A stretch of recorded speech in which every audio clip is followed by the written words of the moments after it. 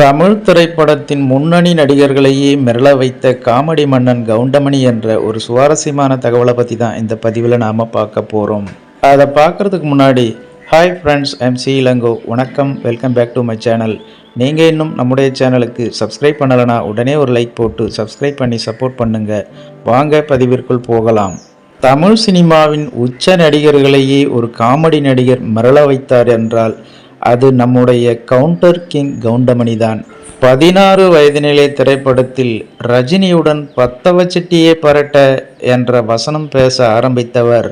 அன்று முதல் இன்று வரை இவர் கலாய்க்காத ஹீரோக்களே இல்லை என்று சொல்லும் அளவிற்கு தமிழ் சினிமாவின் முடிசூடா காமெடி கிங்காக விளங்கி வருகிறார் கவுண்டமணி. அதிலும் செந்திலுடன் இவர் நடித்து வெற்றி பெற்ற படங்கள் ஏராளம். ஒரு கட்டத்தில் தயாரிப்பாளர்கள் தங்கள் படங்களில் கதை முக்கியமல்ல, கவுண்டமணி செந்தில் காம்பினேஷன் இருந்தாலே போதும், படம் நிச்சயம் ஹிட் என்பதை உணர்ந்திருந்தனர். அந்த அளவிற்கு இவர்களின் காம்பினேஷன் திரையில் ஒரு மிகப்பெரிய மாயாஜாலத்தினையே நிகழ்த்தியது. இது பெரிய பெரிய சூப்பர் ஸ்டார் படங்களுக்கும் பொருந்தும். ரஜினியுடனும் கமலுடனும் நிறைய படங்கள் இருவருமே நடித்துள்ளனர். ஒரு கட்டத்திற்கு பிறகு கவுண்டமணி செந்தில் ஆகிய இருவரும் தனித்தனியாக நடிக்க ஆரம்பித்தனர். ஆனாலும் கவுண்டமணி தனியாக ஹீரோக்களுடன் சேர்ந்து அடிக்கும் லூட்டி ஹிட்டான அளவிற்கு செந்தில் தனியாக காமெடி செய்த படங்கள் சரியாக ஓடவில்லை. திரையில் இவர்கள் இருவரது காம்பினேஷனை ரசிகர்கள் பெரிதும் விரும்பினர். கரகாட்டக்காரன், சின்ன கவுண்டர், எஜமான், வைதேகி காத்திருந்தால், இந்தியன் என உதாரணமாக ஏராளமான படங்களை குறிப்பிடலாம். அடுத்து கவுண்டமணி தனியாக ரஜினி, கமல் உள்ளிட்ட ஹீரோக்களுடன் சேர்ந்து நடிக்க ஆரம்பித்தார்.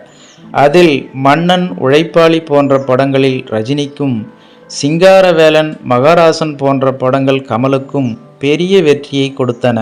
இந்த திரைப்படங்களில் கவுண்டமணி ரஜினி, கமலை ஓவராக கலாய்த்திருப்பார். மேலும் சில காட்சிகளில் அவர்களையே ஓவர்டேக் செய்து விடுவார் கவுண்டமணி. இதனால் ரஜினி, கமல் ஆகிய 2 ஹீரோக்களும் கவுண்டமணி இவ்வாறு நம்மை படங்களில் கலாய்ப்பதை கவனித்து கவுண்டமணியை ஓரங்கட்ட ஆரம்பித்தனர். மேலும் அந்த ஹீரோக்கள் தங்கள் படங்களில் ஜனகராஜ், செந்தில் ஆகியோரை நடிக்க வைத்தனர்.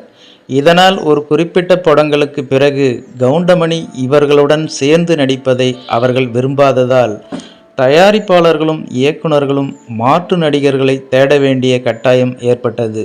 ஆனாலும் கவுண்டமணி அடுத்து விஜயகாந்த், சத்யராஜ், கார்த்திக், பிரபு, அர்ஜுன் போன்ற ஹீரோக்களுடன் நடித்து அடுத்த ரவுண்ட் வர ஆரம்பித்தார் என்பது குறிப்பிடத்தக்கது. ஓகே ஃப்ரெண்ட்ஸ், முன்னணி ஹீரோக்களையே மிரள வைத்த காமெடி மன்னன் கவுண்டமணி என்ற இந்த ஒரு சுவாரஸ்யமான தகவலை பற்றி நீங்கள் என்ன நினைக்கிறீர்கள் என்ற உங்களோட கருத்துக்களை மறக்காம கமெண்ட்ல பதிவிடுங்க. மேலும் இது போன்ற வேறொரு சுவாரஸ்யமான தகவலுடன் சந்திக்கலாம். அதுவரை உங்களிடமிருந்து விடைபெறுவது சி இளங்கோ. தேங்க்ஸ் ஃபார் வாட்சிங். See you later. Bye bye.